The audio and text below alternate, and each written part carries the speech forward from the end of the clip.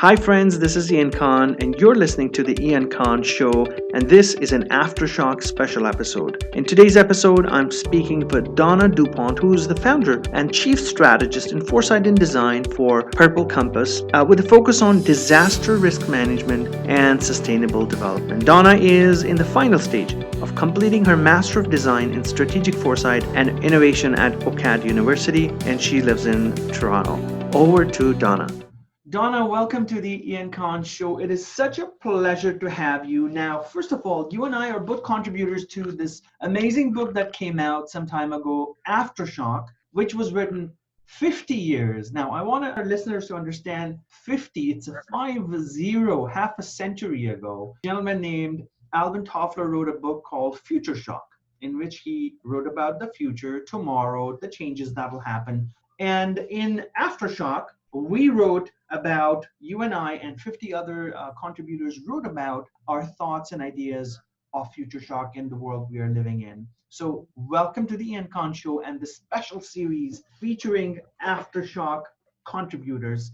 How are you today? Well, thank you for the invitation. And I'm doing well. I mean, considering the time that we're living in right now and all of the change and the turbulence, I'm finding a way to manage day to day. Yeah, and I think a lot of people are trying to also figure out the new normal going forward. Now let's talk about the new normal. You are a practicing futurist. This is your work. You live futurism for a living. Help us understand, is this something that is part of this incredible change that was supposed to happen that Toffler wrote about? Is this one of those things? You mean specifically the pandemic? Yes. Yes. Well, I mean, infectious disease type emergencies isn't new. They've been around. We've had them before, but they are really complex type of emergencies. And so what we've learned from this particular experience is that a lot of our assumptions or perspectives, perceptions of what we thought would happen are totally being challenged right now in so many ways. And what we are seeing is a lot of the social and economic cascading consequences of this particular health emergency. And so I think for a lot of people, and myself included, working in the emergency management space, we've done scenarios, we've done pandemic planning. This is really challenging for our assumptions as well in so many different ways. And I think it is an incredible learning opportunity to understand the broader system and the vulnerabilities that exist right now and to have conversations about the future. Absolutely. So, one of the things that, and I've spoken with so many incredible people who've contributed to this book. One of the recent being Sohail Inayatullah, who's based out of Australia, amazing futurist, and tons of other people. Now, everyone I've spoken to from a futurism angle is saying, hey, it was supposed to happen one day or the other. If it's not the pandemic, it's going to be an asteroid. If it's not an asteroid, it's going to be a tsunami. It's one thing or the other that'll keep on happening because change is constant. The world has a very dynamic nature. And as you and I and people in the world, we're battling with just one specific event. There's many other things happening in the world, which are great, which are good, that probably Toffler wrote about in his books as well. Tell me a little bit about Toffler and his work. Have you read his work intensively? Are you inspired by his work? Tell me about your experience. Well, I am inspired by Toffler's work, and I'm inspired from just the perspective of adaptation and that changing environment and how, as a society, we can continue to adapt and evolve. And I think that's an important concept that is not necessarily recognized a lot today. I think a lot of organizations, people really have potentially a very static type of view of the system or the broader environment, and so don't really think about it as constantly emerging or changing, and don't necessarily pick up on those signals in the system on whether or not those signals might be relevant to their personal lives or to their professional lives. And so I think that I love the notion of this constant adaptation, and that we need to be mindful, we need to be aware, and we need to be prepared to adapt and pivot. And I think that's what we're exactly seeing right now with COVID-19. We're seeing a lot of different organizations and also people, everyone's lives are shifting in based on this particular crisis. And so we are having to change our behaviors, the way we do business. And for a lot of organizations, from a business perspective, they're pivoting their business models. There's a lot of uncertainty, and they may need to redefine going into the future. So they will need a stronger, different vision post-COVID. Amazing. I actually want to read something from your essay in the book that I think aligns with this. You say, and I'm quoting, as is true for many organizations, the emergency disaster management community has a tendency to think and behave in short-term cycles, moving from crisis to crisis, stuck in the cycle of disaster response recovery loop. The knowledge gained from emergency events is not fully mobilized into a long-term planning in anticipation of emerging and future risk. And this is what I want to ask you about. How do we get ready for future risk? How do we plan for future risk? It's a good question. I think the first place to start is our perception of risk, and to really take a look and have those conversations about what is our perspective, our assumptions, our internal biases, and to take a more systems lens of looking at risk. And I see this kind of playing out right now with the pandemic, and you'll see right now different countries have different assessments of risk around the pandemic, and based on that risk, they're making decisions around public health protection measures. And that's an important assessment, right? Because you're going to see differences across the board. And some of those decisions might be influenced from economic lens, a political lens. There might be other issues at play that we're not aware of. So I think the whole discussion around future risk needs to start with our perception, what are our biases, perspectives of risk, and have a conversation about what's emerging. Right? And that requires new skill sets, new ways of engaging with risk. So not just looking at risk from a modeling perspective of predictive analytics and just very limited variables, but to really recognize the complexity of systems, and where the predictive models end is an opportunity to pick up with Foresight methodology to have more of that holistic view of what's emerging around risk, and also identifying those areas of uncertainty, because that can be a very problematic space for a lot of organizations, understanding how to work with uncertainty, how to generate agency for change. A lot of people, if they're uncertain, then they just don't go there or have that conversation. But I think it's important to be open to having those conversations. Now, does this have anything to do with how we're able to use emerging technology to maybe accelerate this learning process? Because I really believe the art and the skill of predictive modeling, predictive analytics, futurism, foresight, it's a very specific and narrow field practiced by very few people. People like yourselves, experts, and they know what they're doing. One of the challenges in the common world is that people are unable to see the future. They're unable to just imagine 10 years from now or 5 years from now, because people are so busy in their everyday lives, their job, their mortgage, their car payments. How do we get this knowledge across to the common people so they can say, hey, COVID-19, here are the lessons that we can learn from it, and maybe now think in broader terms. What should we do? And technology being one part of it. Is technology a part of this? Yeah, well, technology also provides opportunities. So I think it's important to leverage technology, but I also think it's important to understand the limitations of technology, right? And to recognize that and to be able to add to that. But in terms of a more inclusive approach to futures and engaging a larger audience, and that could be whole of society, which we're seeing engaged right now in COVID-19, I think there needs to be a new way of having this conversation, perhaps making it less mysterious around futures and more about a dynamic conversation. Perhaps technology can be that tool to reach people within a network. It certainly is something that can be scaled, but it doesn't necessarily have to be done in a digital environment. I think sometimes great conversations can happen in person, obviously limited right now. So I think there is a need to rethink how we democratize foresight and make it relatable, to make it accessible to the average person. And somehow people can participate in conversations in different ways, other than perhaps a formal workshop or other methods that have been used. Yeah. And one of the things that we've seen through 2020 during this COVID crisis that has been unleashed on humanity is how fast some things have progressed. Ideas of digital transformation, people using Zoom and one of these platforms to communicate. And pre 2020, it was a nightmare talking to people about, I'll give you an example about the accounting industry. Tons of my clients working in the accounting industry. It's really hard to get them to move from one place to the other because that's the nature of the business. But now things are moving. So the challenge has also brought upon acceleration of change, right? And that is so interesting. Mm-hmm.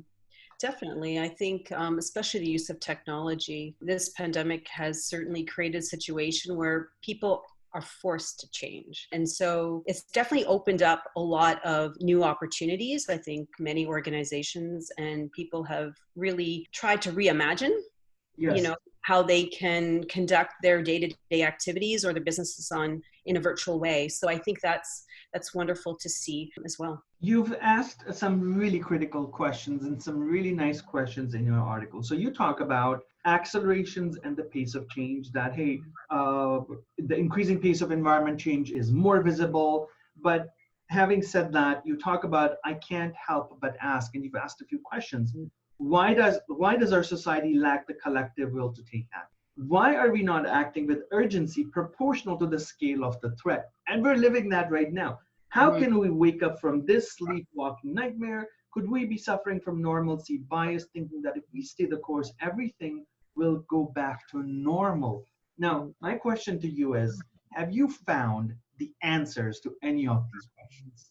Well, I'm certainly seeking the answers to those questions, but I do know that many people, and I've seen a number of articles talk about that there is no going back to normal. And so I think this normalcy bias is being challenged in a number of ways with COVID-19. And I think that's quite fascinating. And certainly I'm connecting in with a lot of my colleagues, both in the future space, but also in the emergency management space, to understand what their perspective is around all of this and to get their insights on what's transpiring. But what does it mean for the future for the profession as well? Yeah, absolutely. I also believe that many people are saying this is the new normal. The era that COVID-19 has created is the new normal. I have a problem with that because I think we're in a transitionary phase. We are always in a phase of transition. And I think there's somewhere else we need to go because we can't be a normal in a state of crises. I refuse to accept it because people are amazing. We do incredible work. We've surpassed all our challenges in the past. So there's got to be something better ahead in our life, and we should strive for achieving that or getting there. So I think the new normal is up ahead. It's in the future. And I think it's about convincing people to see beyond the crises and saying, hey, everything's going to be all right. Just work on your game. Start thinking about what you want to do. Act on it, and then move forward. That's kind of my thought. I don't know if you agree or not. I agree with that. I think you're quite right in that, because I also see this is a turbulent time. And so there's just so much activity happening. I think most people are just trying to keep pace, but the discussions have shifted in the last little while around recovery. And so this is an interesting time because this is the recovery phase of trying to find a way back. And I don't think it will be, back to the way it was. I think this is the adjustment of the path towards that new normal. And I think along this path, this is the recovery side of the work we do in emergency management. This is where we're really doing a lot of reflecting work, and we're doing a lot of lessons learned. And so it's an opportunity as well to help shape about that future trajectory. And the profession in emergency management is very much focused on a vision of resiliency and sustainability. And so I think my question is, while we're recovering, what's that bigger vision? What does that resilient vision look like, given what we've learned with COVID-19 and this whole of society type of approach that was needed to really respond to the pandemic. And what are those relationships going to look like with communities, with businesses going forward? And so I think it's an interesting time, and I agree. We are just starting to perhaps head down that path and around what that future could be.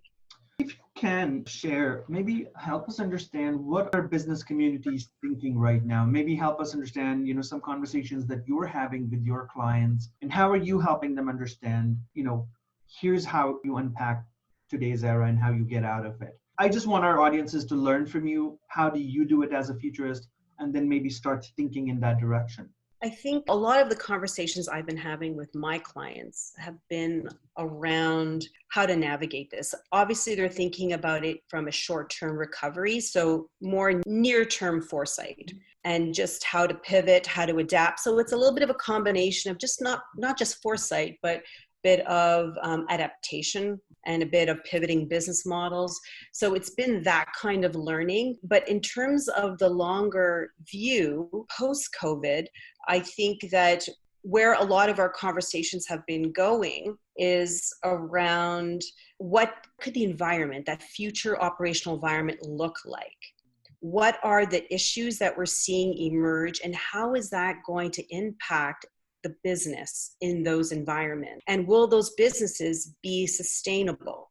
Will they be relevant? And given what's happening in the broader system shifts. And so I'm thinking in specifically around issues of, we're seeing cyber issues, right? I have some clients that deal a lot in the information space and cyberspace. And so with all of these new types of behaviors happening in that space, what does that mean for a lot of the organizations, the way they do their business? If they have to maintain a business online virtually, what different new types of capabilities or processes need to be in place, what new functions and maybe new resources. So that's just one example. But I think that a lot of organizations are really trying to understand in the near term around how to pivot their business model. So this is where I think scenarios can be helpful. And I tend to work with critical uncertainties in the near term, and just to really work on those areas where there's the most impact to the business.